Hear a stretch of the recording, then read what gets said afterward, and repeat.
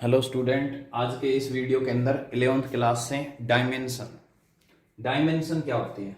कोई भी physical quantity होती है, आज के टाइम में मेजरमेंट जो है वो बहुत ज्यादा जरूरी है। ठीक है, तो कोई भी फिजिकल क्वांटिटी है उसको यहां पर आप एम, एल और टी, हालांकि 7-7 सिस्टम ऑफ यूनिट है, लेकिन जो बेसिक हम रिप्रेजेंट करते हैं ना, वो ज्यादातर हम जो रिप्रेजेंट करते हैं वो एम एल टी की फॉर्म में करते हैं। ठीक है, सबसे पहले मैं स्टार्टिंग करता हूं यहां पर सिस्टम ऑफ यूनिट से लेके, उसके बाद में आते हैं हम डायमेंशन के ऊपर। ठीक है, तो 4 टाइप के सिस्टम होते थे। जैसे मैंने बताया, मेजरमेंट आज के टाइम में बहुत ज्यादा जरूरी है, तो सबसे पहले जो सिस्टम बनाए गए थे वो 4 सिस्टम बनाए गए थे मेजरमेंट करने के लिए। एक सबसे पहले जो आया था हमारे पास FPS, जिसका मतलब होता है फुट, पाउंड और सेकंड। मतलब लेंथ का मेजरमेंट फुट के अंदर, मास का पाउंड में और टाइम का सेकंड के अंदर।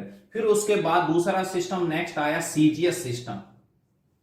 ठीक है, अब इससे मेजरमेंट एक्यूरेट नहीं हो पाया, इसी वजह से फेल हुआ। फिर नेक्स्ट आया हमारे पास CGS सिस्टम।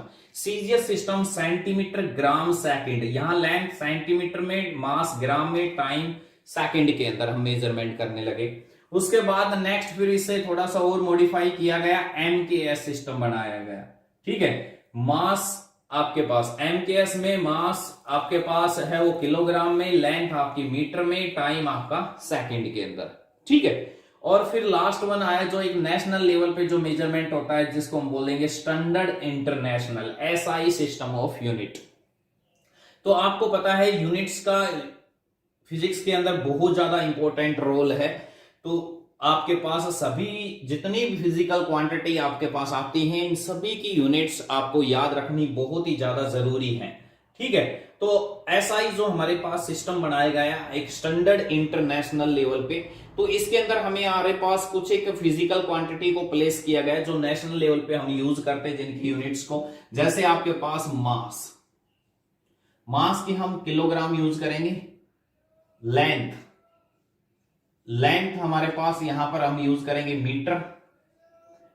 टाइम के लिए हम यहां पर यूज करेंगे सेकंड। टेम्परेचर के लिए यूज करेंगे हम यहां पर केल्विन। ठीक है, करंट, इलेक्ट्रिक करंट जो है हमारे पास, इसके लिए हम यूज करेंगे एम्पियर। ठीक है, लुमिनस इंटेंसिटी,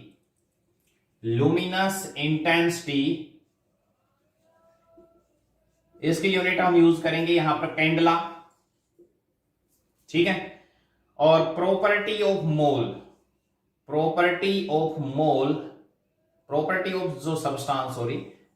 ऑफ सब्सटेंस, इसके हम यूज करेंगे मोल। ठीक है, ये 7 आपके पास जनरली SI सिस्टम के अंदर हमारे पास लिए गए जो हम यूज करते हैं।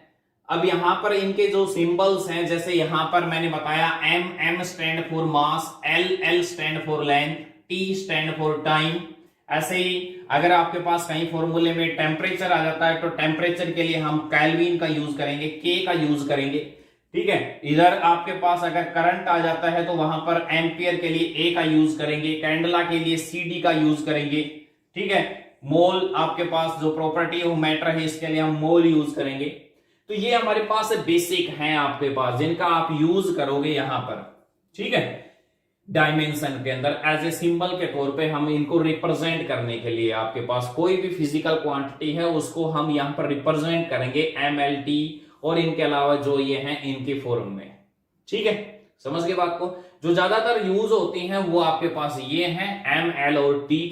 ठीक है, बाकी ये भी आपके पास जैसे कुछ एक फॉर्मूले आ जाते हैं जिसके अंदर टेम्परेचर आ गया, करंट आ गया, तो उसके उनके लिए हम ये सिंबल्स यूज करते हैं। ठीक है, तो ये आपके पास सबसे ज्यादा इंपॉर्टेंट है। इसके अंदर हमारे पास जो SI सिस्टम मैं बताने जा रहा हूं, इसके अंदर तो ये 7 यूनिट्स हम इसके अंदर यूज करते हैं। इसके अलावा 2 सप्लीमेंट्री यूनिट भी होती हैं, जैसे आपके पास एंगल की रेडियन होती है। इसके अलावा सॉलिड एंगल होता है जिसकी स्टे रेडियन होती है आपके पास। ठीक है, चलिए, लेकिन आज हम डिस्कस करते हैं डायमेंशन के ऊपर।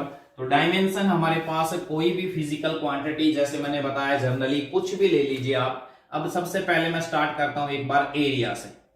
अब एरिया का फॉर्मूला आपने पढ़ा होगा, लेंथ इंटू ब्रेथ। ठीक है, अब इसकी मैं डायमेंशन की बात करता हूं, तो यहां पर इस फॉर्मूले के अंदर देखो, मैंने अभी बताया एक ब्रैकेट के अंदर एक सिंबल जो आपके पास यहां पर जो हम रिप्रेजेंट करते हैं वो mLT की फॉर्म में रिप्रेजेंट करते हैं, ठीक है।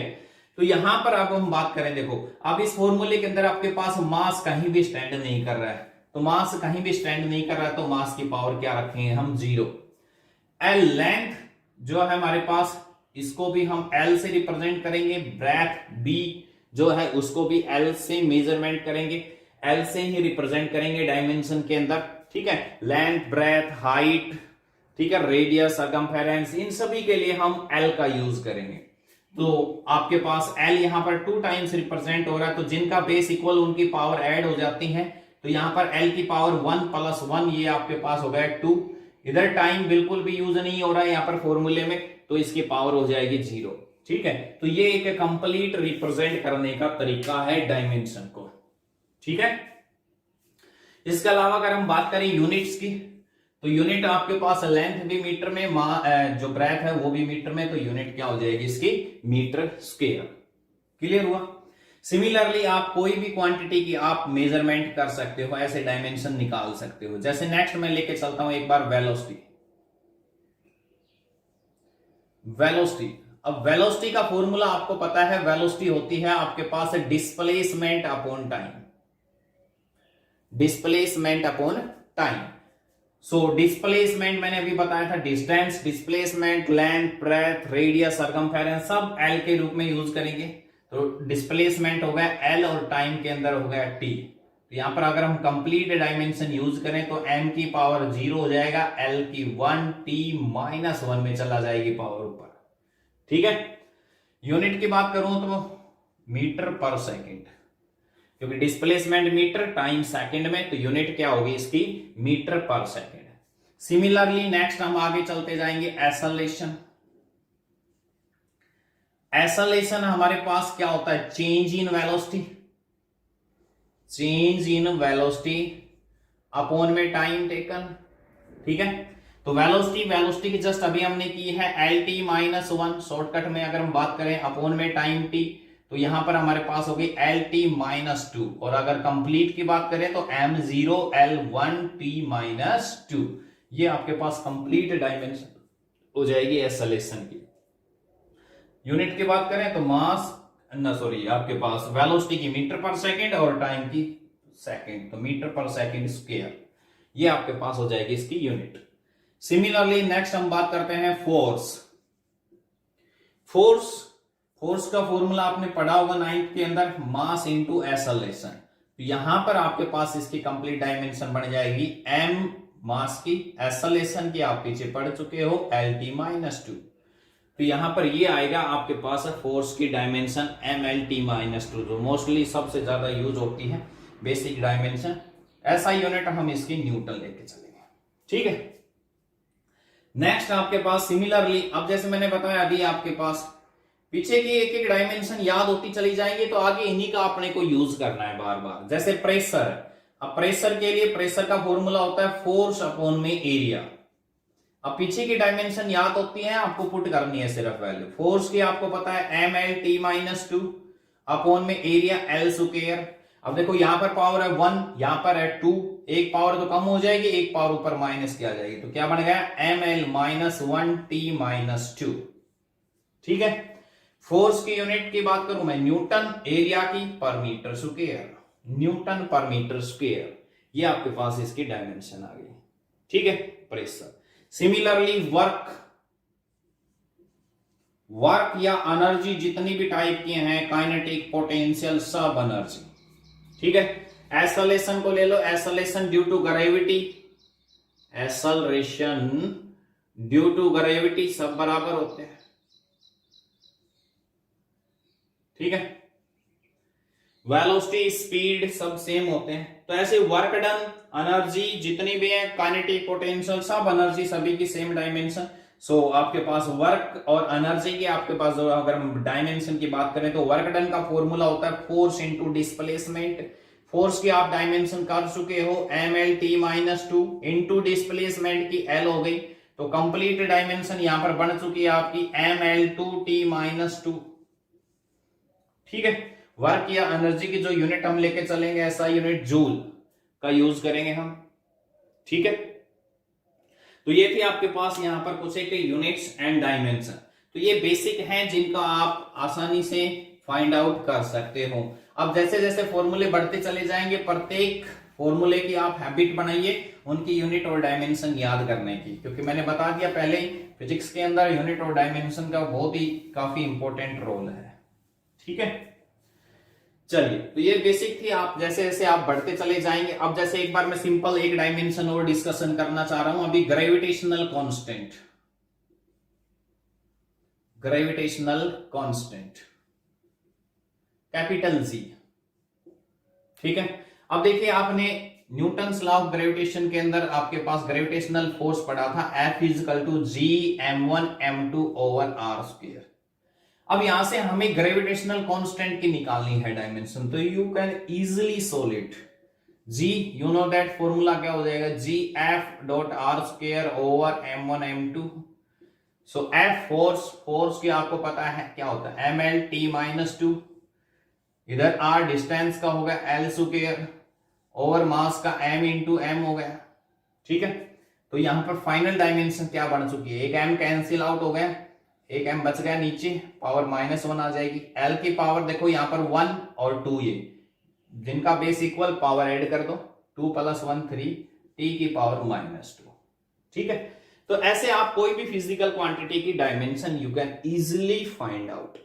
क्लियर, चलिए, तो ये था आपके पास है डायमेंशन। अब मैं डिस्कस करना चाह रहा हूं 4 टाइप ऑफ क्वांटिटी। जैसे अभी बताया था मैंने फिजिकल क्वांटिटी, तो यहां पर हम 4 टाइप ऑफ क्वांटिटी डिस्कस करते हैं। 4 टाइप ऑफ क्वांटिटी कौन कौन सी होती है, dimensional constant, second dimensional variable, third dimensionless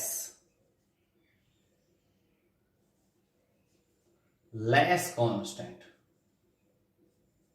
fourth dimensionless variable. ये आपके पास 4 टाइप ऑफ क्वांटिटी होती है।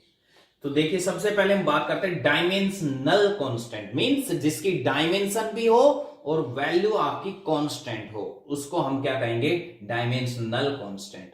जैसे डायमेंशन भी हो, वैल्यू कांस्टेंट हो, सोचो जैसे वेलोसिटी ऑफ लाइट c से रिप्रेजेंट करते हैं 3 × 10⁸ मीटर पर सेकेंड, और अभी आपने किया था ग्रेविटेशनल कांस्टेंट कैपिटल जी, इसकी वैल्यू आपके पास कांस्टेंट होती है 6.67 × 10⁻11 न्यूटन मीटर स्क्वायर पर केजी स्क्वायर।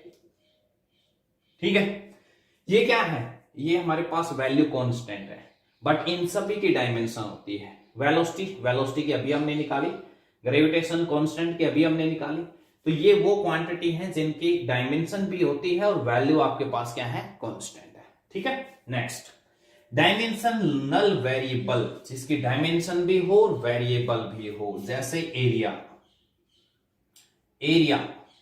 की dimension L × B L square होती है। ठीक है, डायमेंशन वेरिएबल भी। वॉल्यूम ले लीजिए, ठीक है, LBH, यहां पर डायमेंशन भी है और वेरिएबल भी है। ठीक है, तो जिसकी डायमेंशन भी हो और वेरिएबल भी हो उसको हम क्या बोलेंगे, डायमेंशनल वेरिएबल। ठीक है, नेक्स्ट थर्ड टाइप आती है हमारे पास डायमेंशनलेस कांस्टेंट। डायमेंशन नहीं है यहां पर, बट वैल्यू कांस्टेंट है। डायमेंशन नहीं है, वैल्यू कांस्टेंट है।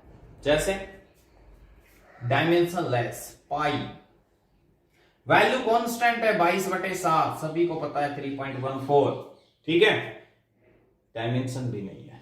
1 2 3 5, ठीक है, नंबर जितने भी हैं सभी, किसी की भी डायमेंशन नहीं होती है 1 2 3 4 5, समझ गए, ये किसी की भी नहीं होती है डायमेंशन। ठीक है, नेक्स्ट हम बात करते हैं डायमेंशनलेस वेरिएबल। सेम वो ही है, डायमेंशन भी नहीं है और वेरिएबल भी हो। जैसे एंगल की कोई डायमेंशन नहीं होती है, नो डायमेंशन। ठीक है, स्ट्रेन ठीक है, इनके कोई डायमेंशन नहीं है। तो ऐसी क्वांटिटी जिसके डायमेंशन भी नहीं हो और वेरिएबल भी हो, angle, arc upon radius, strain, change in configuration to original configuration, ठीक है, तो इनकी ना तो कोई डायमेंशन होती है और ना ही कोई डायमेंशन नहीं है और वेरिएबल भी है, ठीक है। तो ये आपके पास 4 टाइप ऑफ क्वांटिटी। आज के लिए इतना ही, थैंक्स।